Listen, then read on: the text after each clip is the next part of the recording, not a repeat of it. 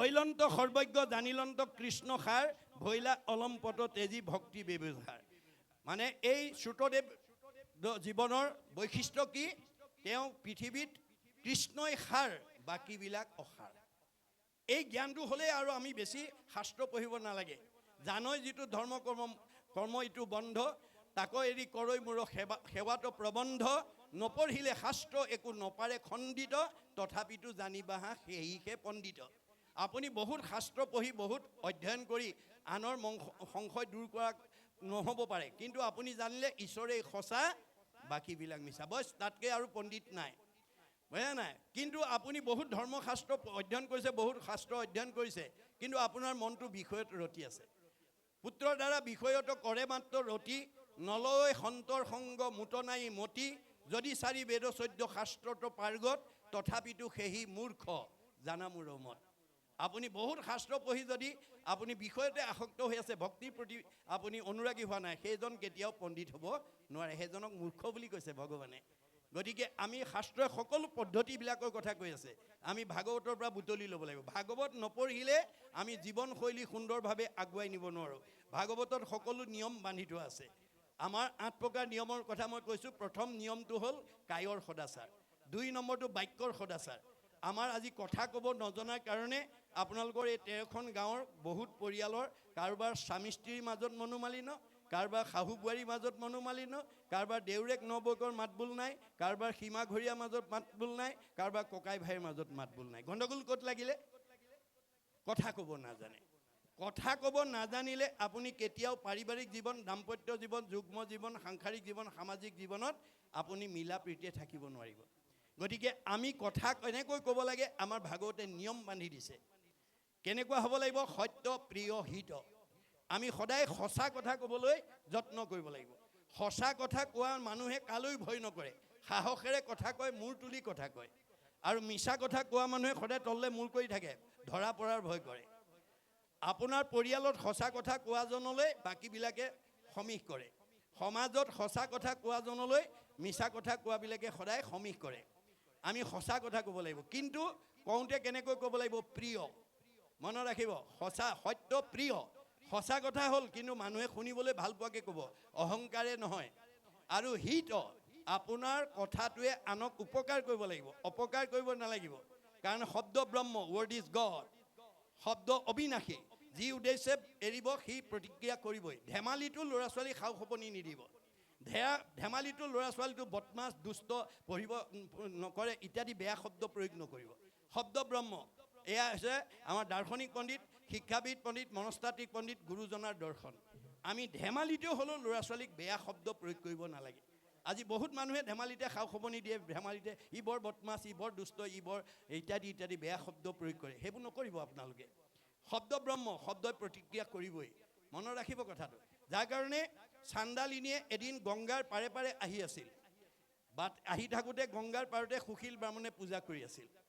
চাণ্ডালিনী আহি পেলাই দেখি পেলাই সুধিলে, বোপা সুশীল, তুমি কাৰ পূজা কৰিছা? আই চাণ্ডালিনী, মই বিষ্ণুতকৈ শ্ৰেষ্ঠ দেৱতা পূজা কৰিছোঁ। বিষ্ণুতকৈ শ্ৰেষ্ঠ দেৱতা? বিষ্ণুত কৈছে। সেইজন কোন? ইন্দ্ৰ। উদ্ধবাহু হৈ ক'লে। লগে লগে চাণ্ডালিনীয়ে শব্দটো শুনাৰ লগে লগে কাণত ঠিলা দি, 2খন কাণত ঠিলা দি দৌৰ মাৰি 108 বাৰ গংগাত বুৰ মাৰি বাহিৰটো শুদ্ধ কৰিলে। অৰ্থাৎ আমি এতিয়া ইমান সময় যি কৃষ্ণ কথা শুনি আছোঁ, আমাৰ গাৰ নোমে নোমে সোমাই গৈ আছে, ৰন্ধে ৰন্ধে সোমাই যাব। গতিকে 108 বাৰ বুৰ মাৰি বাহিৰটো শুদ্ধ কৰিলে, কিন্তু শব্দটো কাণেদি সোমাই গ'ল। তাৰ প্ৰতিক্ৰিয়াৰ পৰা বাচিবৰ কাৰণে পাৰতে বহি কৃষ্ণ নাম জপ কৰি আছে।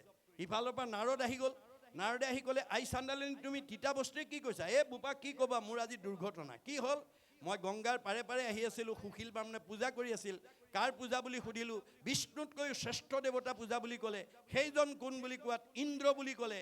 কোৱাৰ লগে লগে মই কাণত ঠিলা দি 108 বাৰ গংগাত বুৰ মাৰি বাহিৰটো শুদ্ধ কৰিলোঁ, কিন্তু শব্দটো কাণেদি সোমাই গ'ল।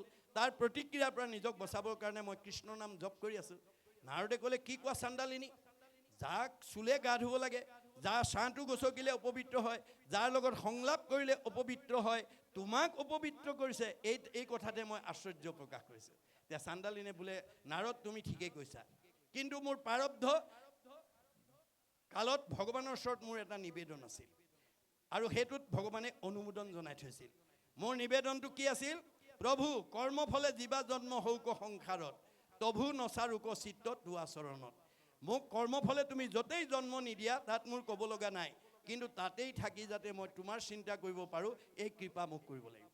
যে তুমি কোৱাৰ দৰে মই কৰ্ম মানে ফলত চাণ্ডালিনীৰ গৰ্ভত জন্মগ্ৰহণ কৰিলোঁ সঁচা, কিন্তু কৃষ্ণ কি পৰম দেৱ সংসাৰতে সাৰ, পাতকীও তৰে মাত্ৰ নাম লৈলে যাৰ, সেই কৃষ্ণ এৰি যিটো আন দেৱ পূজে, পশুটো অধম সিটো একোৱেই নুবুজে, হেন পাখণ্ডত মই কৰিলোঁ আলাপ, এতেকে সিজিল মোৰ অমোচন পাপ। মনত ৰাখিব, বেয়া মানুহৰ লগত কথা পাতিলে আপুনি তাৰ শ্বেয়াৰ হোল্ডাৰ হৈ যাব। আপোনালোকৰ ঘৰলৈ 4 প্ৰকাৰ মানুহ আহে, বন্ধু বান্ধৱ হওক, আলহী অতিথি হওক, ওচৰ চুবুৰীয়া হওক। মাধৱদেৱে তাৰ চিনাকি কৰি দিছে, অধম, মধ্যম, উত্তম, উত্তমোত্তম। অধমে কেৱল দুখ, মধ্যমে দুখ গুণ কৰে বিচাৰ, উত্তমে কেৱল গুণ, উত্তমে অল্প গুণ কৰে বিচাৰ। এই গুণ বিশিষ্ট আপোনালোকে চিনি নাপালে আপুনি তাৰ অংশীদাৰ হৈ যাব লাগিব। আপোনাৰ ঘৰলৈ আহি প্ৰথম যদি বহিয়ে যদি পৰচৰ্চা, পৰনিন্দা, পৰ সমালোচনা লাগি গ'ল আৰু জানিব আচলজন আহিলে আৰু সেইজনৰ লগত আপুনি বহি বেছি সময় কথা নাপাতিব, যিমান পাৰে তামোল চালি এখন খুৱাই তেওঁক বিদায় দিব।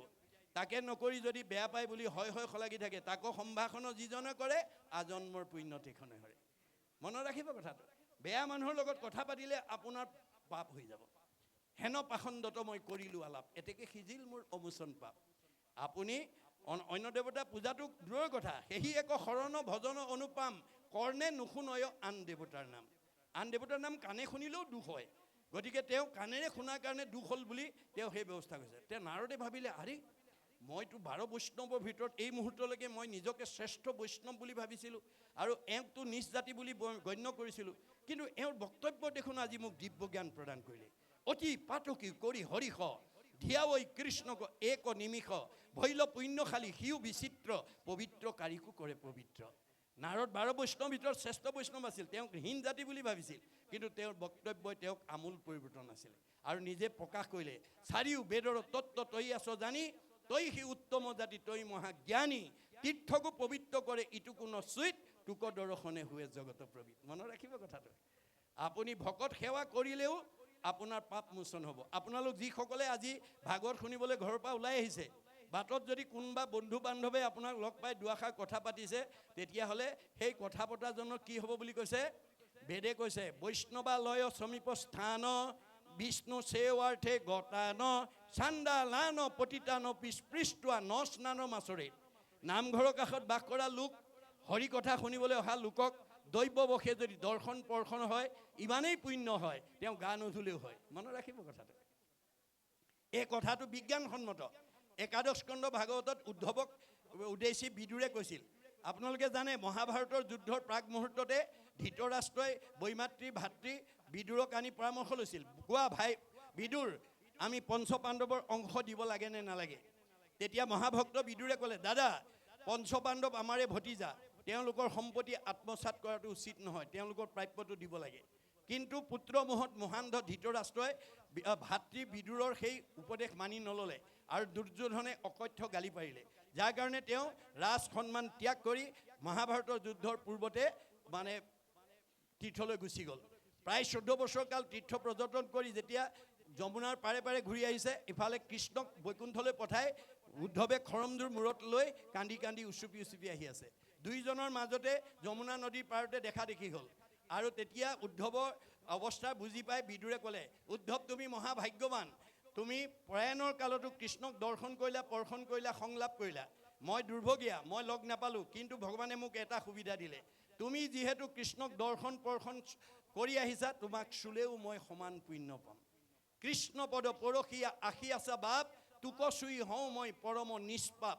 ঐ বন্ধু উদ্ধৱ সাৱতি ধৰ মোক, শুনি দশ গুণে উধাই উদ্ধৱৰ সুখ। উদ্ধৱে তেতিয়া সেই কথা জানি তেওঁ বেছি দুখ লাগিছে যে কৃষ্ণ কথা পতা শুনা মানুহজনক আনে চুলে চালেও মানে পুণ্য হয়। এইটো অকল হিন্দু দৰ্শন নহয়, মুছলিমবিলাকে যেতিয়া হজ কৰিবলৈ যায়, দুখীয়া মানুহবিলাক আৰবলৈ যাব নোৱাৰে, ধনী ধনী মানুহবিলাক যায়। যেতিয়া হজ কৰি ঘূৰি আহে, বহুত হাজাৰ হাজাৰ দুখীয়া মানুহে প্ৰথম দৰ্শনৰ কাৰণে আগবাঢ়ি যায়, কাৰণ তেওঁলোকে হজ কৰি আহোঁতে যিটো পুণ্য, প্ৰথম দৰ্শন কৰাজনে সমান পুণ্য। আজি আপোনালোকে ভাগৱত শুনিবলৈ আহোঁতে যিমান পুণ্য, আপোনালোকে ঘৰত থকা সকলক যদি আজি ভাগৱতৰ 2-4টা কথা গৈ পেলাই যদি ভাগৱতৰ কথা যদি ঘৰত থকা সকলক কয়গৈ, আমাৰ ভাগৱতে কৈছে, যিবা পঢ়ে যিবা শুনে, শুনাৱৈ আনক পাপচাৰী সিও যায় বিষ্ণুৰ স্থানত। আপোনালোকে দুই এটা কথা নোকোৱাকৈ নাথাকিব, তেতিয়া আপোনালোকৰ ঘৰত থকাবিলাকেও পুণ্য লৈ পেলাই বৈকুণ্ঠত গুচি যাব। এয়া হৈছে নামৰ মহিমা। এই তথ্যবিলাক আমাক দি আছে। আজি এইবিলাক বিজ্ঞানসন্মত তথ্য। এটা মানে যেনেকৈ এজন সংক্ৰামক ৰোগী খৰখজুতি হোৱা মানুহক কোনোবাই যদি সাৱটি ধৰে, তেওঁ যদি কোনোবাই পিন্ধা কাপোৰ পিন্ধে, তেওঁ শোৱা বিচনাত শুৱে, আনজনৰ গালৈ খৰখজুতি বা সংক্ৰামক ৰোগটো সংক্ৰমিত হয়। এইটো বিজ্ঞানসন্মত। কাৰণ মানে খৰখজুতি বা সংক্ৰামক ৰোগী হোৱা ৰোগীজনৰ অনুৰেণু তেওঁ পিন্ধা কাপোৰ, তেওঁ শোৱা বিচনা, তেওঁ বহা ঠাইত সংক্ৰমিত হৈ থাকে। আৰু সেই ঠাইলৈ যদি ভাল মানুহ গৈ বহে, শুৱে বা তেওঁ পিন্ধা কাপোৰ পিন্ধে, তেওঁ গালৈ সংক্ৰামক ৰোগটো সংক্ৰমিত। এইটো যদি বিজ্ঞানসন্মত সত্য হয়, সন্ত মহন্ত ভক্ত বৈষ্ণৱে পৰিধান কৰা কাপোৰ আৰু তেওঁ বহা ঠাই, তেওঁ শোৱা বিচনাত সদ্গুণ অনুৰেণু সংক্ৰমিত হ'বনে নহয়? হ'ব। সেইকাৰণে কৈছে তুমি কৃষ্ণক চুই আহিছা, গতিকে তোমাক চুলেও মই সমান পুণ্য হ'ম। আৰু উদ্ধৱে কৈছে মই কৃষ্ণৰ চাৰ বস্ত্ৰ পিন্ধোঁ।